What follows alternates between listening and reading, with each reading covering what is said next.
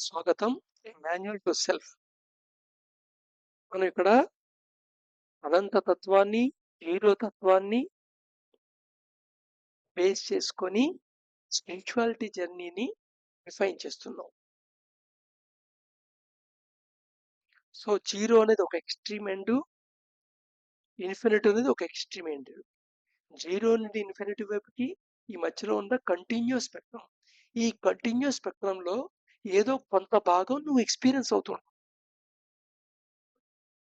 So, నీ యొక్క సెన్సిటివిటీని పెంచుకుంటూ పోతుంటే సటిల్‌నెస్‌ని అర్థం చేసుకోగలుగుతాం. సటిల్‌నెస్‌ని అంతకంటే సటిల్, అంతకంటే సూక్ష్మమైనది. స్థూలమైంది అర్థం చేసుకోవటం అంటే గ్రాస్ వైపు ప్రయాణం చేయటం. సో, హోల్ అర్థం చేసుకోవటం. హోల్‌సమ్‌గా మొత్తం సంపూర్ణంగా అర్థం చేసుకోవటం. టోటాలిటీగా అర్థం చేసుకోవటం అనేది గ్రాస్‌నెస్ వైపు జర్నీ లాంటిది. ఇప్పుడు ఆహ్, మహాభారతంలో కృష్ణుడు విశ్వరూపం చూపించాడు. అర్జునుడికి అంటే అతను గ్రాస్ తత్వం వైపుకి మళ్లించాడనమాట. ఆ ఇన్ఫినిటీని భరించలేకపోయాడు అర్జునుడు.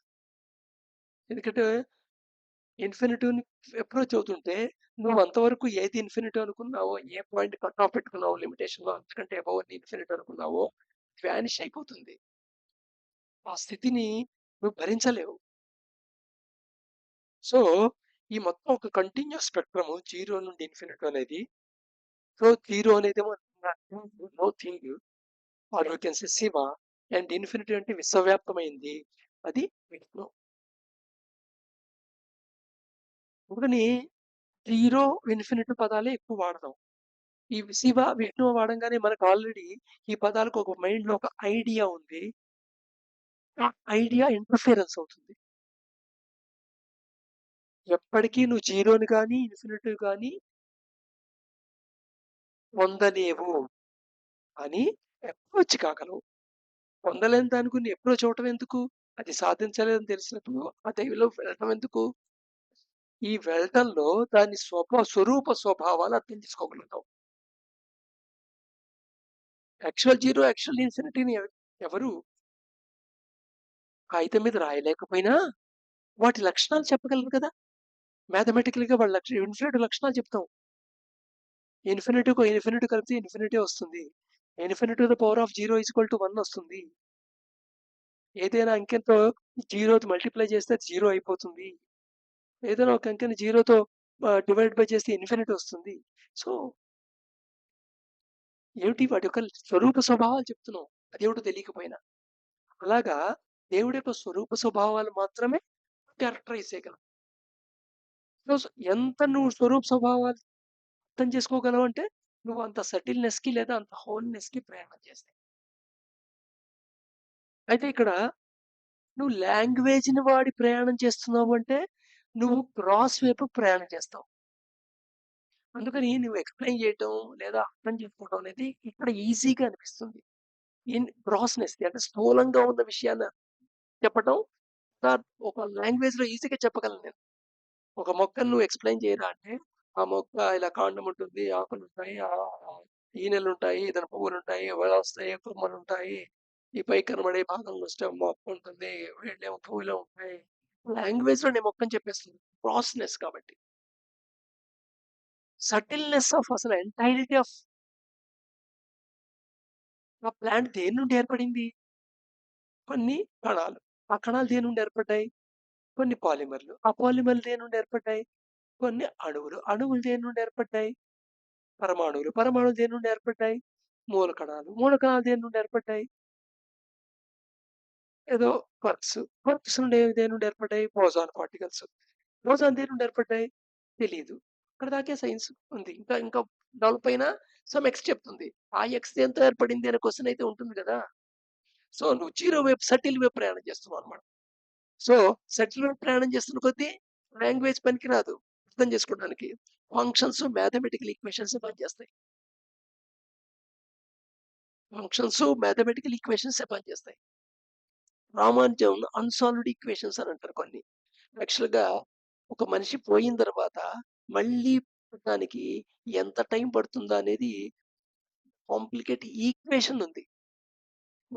ఆ ఈక్వేషన్ ఇంతవరకు ఎవరు సాల్వ్ చేయలే. దాన్ని అర్థం చేసుకోవటం కూడా అందరికి అవ్వల. 100% అర్థం చేసుకోవాల. కొన్ని వేరియబుల్స్ మటుకు ఈ వేరియబుల్ ఇది, ఈ వేరియబుల్ ఇది అనే విషయం అర్థం చేసుకున్నారు. మళ్ళా ఆ వేరియబుల్‌ని ఎలా కాలిక్యులేట్ చేయాలో కూడా తెలీదు. సో, అలాగే ఎలక్ట్రాన్ యొక్క స్వభావాన్ని పూర్తిగా ఎక్స్‌ప్లెయిన్ చేయాలి అంటే, నువ్వు మ్యాథమెటికల్ ఫంక్షన్స్, క్వాంటం మెకానిక్స్ వాడాల్సిందే. క్వాంటం కెమిస్ట్రీ అంటారు. సటిల్‌కి ప్రయాణం చేసి సూక్ష్మతత్వం వైపు ప్రయాణం చేస్తుంటే మ్యాథమెటిక్స్ వాడాల్సొస్తుంది. గ్రాస్‌నెస్ స్క్వేర్ చేస్తుంటే లాంగ్వేజ్ వాడాల్సొస్తుంటది. మనకి కంఫర్ట్‌గా ఉండేది ఏమిటయ్యా అంటే లాంగ్వేజ్. నువ్వు అర్థం చేసుకోవటానికి, అందుకే లాంగ్వేజ్ నీకు కంఫర్ట్‌గా ఉంటుంది. ఇంకో మంచి ఎగ్జాంపుల్ చూద్దాం ఉండండి. ఇప్పుడు మొదటి దగ్గర నుంచి స్టార్ట్ అవుదాం. సో, టాప్ టాప్ దగ్గర నుండి మొదలవ్వండి. So, sociology. సోషియాలజీ అంటే సామాజిక శాస్త్రం. ఈ సమాజంలో ఏమైంది? ఎలా నడుస్తోంది? ఎలా ఉంటాయి? ఎలాంటి నియమాలుంటాయి? ఏ నార్మ్స్ ఉంటాయి? ఎలా నడుస్తుంటుంది? సమాజం ఎటువైపు కదులుతుంటుంది? సమాజంలో ఎలాగ చెడు వ్యాపిస్తుంటుంది? సమాజంలో ఎలాగ రివల్యూషన్ వస్తుంది? సమాజంలో ఎవరిని ఎవరు ఎలాగా అధికారంతో గాని, లేకపోతే రకరకాలుగా పీడిస్తారు? ఈ ఈ సమాజం ఎలాగ మైగ్రేట్ అయ్యింది? ఎలా డెవలప్ అయింది? దీని గురించి చెప్పే శాస్త్రం ఇది. అయితే దీంట్లో మ్యాథమెటిక్స్ వాడరు. సోషల్ సైన్సెస్ అంటారు.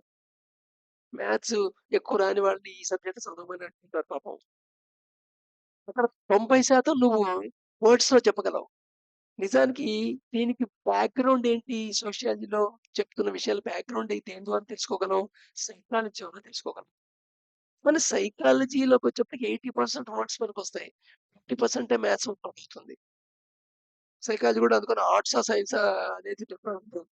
జనరల్‌గా సైన్స్ సబ్జెక్ట్స్ ఏమో మ్యాథ్స్ ఓరియంటేషన్ ఎక్కువుంటుంది. సరే. ఈ సైకాలజీ అనేది దేని మీద ఆధారపడుతుంది? లోపల జరిగే బయోకెమిస్ట్రీ మీద ఆధారపడుతుంది. అంటే లోపల ఆర్గాన్స్ ఎలా వర్కౌట్ చేస్తున్నాయి? ఏం రిలీజ్ చేస్తున్నాయి? అవి ఎలా ఫంక్షన్ చేస్తుంటాయి? ఎలా ఇంటిగ్రేట్‌గా వర్కౌట్ చేస్తుంటాయి? లోపలుండే ఆర్గాన్స్ అన్ని ఎలాగా సిస్టమ్స్ అన్ని ఎలా పనిచేస్తుంటాయి? ఇదంతా బయాలజీ. బయాలజీలో ఎక్స్‌ప్లెయిన్ చేసేప్పుడు 70% వర్డ్స్‌తో ఎక్స్‌ప్లెయిన్ చేస్తావు. 30% మ్యాథ్స్, మ్యాథమెటిక్స్ అవసరం వస్తుందక్కడ. సరే ఈ బయాలజీలోకి ఇంకా బేస్‌మెంట్ వెళ్తే ఇంకా లోపలికి వెళ్తే కెమిస్ట్రీ కనబడుతుంది. హార్మోన్ రిలీజ్ అయ్యాయి, ఎంజైమ్‌లు పనిచేస్తున్నాయి.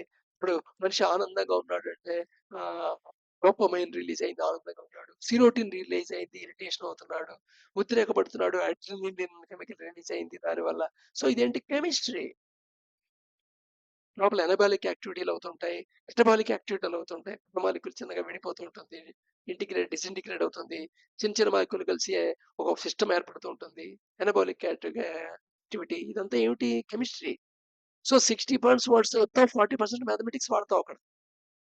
ఫిజిక్స్‌కొచ్చేప్పటికి అసలు ఈ కెమిస్ట్రీలో ఒకటి ఏ నుండి బి ఏర్పడటం, బి నుండి సి ఏర్పడటం, ఏ ప్లస్ బి కలిసి సి ఏర్పడటం, లేదా ఏ అనేది బీసీ కింద విడిపోవటం, ఇలాంటి వాటి గురించి ఇంకా డీటెయిల్‌గా చదువుకుంటూ పోతే ఏమవుతున్నది? ఫిజిక్స్ చెప్పగలదు దాని గురించి. సో ఫిజిక్స్‌కొచ్చేప్పటికి 60% మ్యాథ్స్, 40% వర్డ్స్. ఈ ఫిజిక్స్‌కి ఇంకా డెప్త్‌కెళ్తే సబ్‌టామిక్ లెవెల్‌లో అంటే సటిల్ లెవెల్‌లో సూక్ష్మతరంగా ఉన్నదాన్ని ఎక్స్‌ప్లెయిన్ చేయాలనుకుంటే 20% లాంగ్వేజ్ అవసరం వస్తుంది. 80% మ్యాథమెటిక్సే అవసరం వస్తుంది. సో, ఒక గ్రాస్‌నెస్ నుండి సెటిల్‌కి ప్రయాణం చేస్తుంటే, నువ్వు లాంగ్వేజ్ కాంపోనెంట్ తగ్గిపోతూ ఉంటుంది. మ్యాథమెటిక్స్ కాంపోనెంట్ పెరుగుతూ ఉంటుంది. మ్యాథమెటిక్స్ అనేది అర్థం చేసుకునే విషయమే. తెలుసుకునే విషయం కాదు. తెలుసుకున్నంత మాత్రం దాన్ని వాడలేవు. వర్డ్స్, లాంగ్వేజ్ అనేవి తెలుసుకునే విషయం. వాటిని వాడగలం. నాకు ఇది మంచినీళ్ళని తెలుసు. నాకు దాహం వేస్తే మంచినీళ్ళు అని అడుగుతా. నాకొస్తున్న ఫీలింగ్ దాహం అని తెలిస్తే నేను దాహం అనేది అర్థం చేసుకొని నీళ్లు తాగుతా. కానీ వాటర్ యొక్క నేచర్ అలా ఎందుకుంది? వాటర్ యొక్క స్వరూప స్వభావాలు ఎలా ఉన్నాయి? అనేది నేను అర్థం చేసుకోవాలనుకుంటే అర్థం చేసుకోవటం, తెలుసుకోవటం మ్యాథమెటిక్స్ కావాల్సొస్తుంది. డీప్ లెవెల్‌కెళ్ళే కొద్దీ. సో, థేర్‌ఫోర్ అందుకని ఆహ్, సటిల్‌నెస్‌కెళ్ళిన కొద్దీ ఫంక్షన్స్ గానే చెప్తుంటామాట. మనకొచ్చిన ప్రాబ్లమ్ ఏంటంటే, మనం ఈ మొత్తం కంటిన్యూటీలో మధ్యలో ఎక్కడో ఒక రేంజ్‌లో ఉంటాం. ఆ రేంజ్‌లో మనకు కొంత మ్యాథమెటిక్స్ తెలుసు. కొంత లాంగ్వేజ్ తెలుసు. మ్యాథమెటికల్‌గా ఫంక్షన్‌గా అర్థం చేసుకోవాల్సిన విషయాల్ని లాంగ్వేజ్‌లో అర్థం చేసుకోవడానికి ప్రయత్నం చేస్తాం. అందుకని నేను బియాండ్ మైండ్ అని పదం వాడుతున్నాను. Beyond mind. మ్యాథమెటిక్స్‌లో ఒక లెవెల్ దాటిపోయేప్పటికి బియాండ్ మైండ్ క్వెషన్ ఉంటుంది. అది అందుకనే ఓహ్, బెస్ట్ ఎగ్జాంపుల్ మళ్ళా రామానుజమే. మ్యాథమెటిషియన్ రామానుజమే. ఏంటండి ఇన్ని రకాల ఇవి ఎలా వస్తున్నాయి మీకు ఈక్వేషన్‌లు అంటే, నాకు అలా శూన్యంలోంచి డౌన్‌లోడ్ అవుతాయని చెప్తాడు. సరస్వతి అనుగ్రహం అని చెప్తాడు. అంటే సరస్వతి టింగ్ అని కనబడి చేత్తో జోమ్ జోమ్ జోమ్ అని ఆశీర్వదించి వీడికి మైండ్‌లో అక్షరాలను అంకెల్ని దొబ్బేసిందని కాదు అర్థం.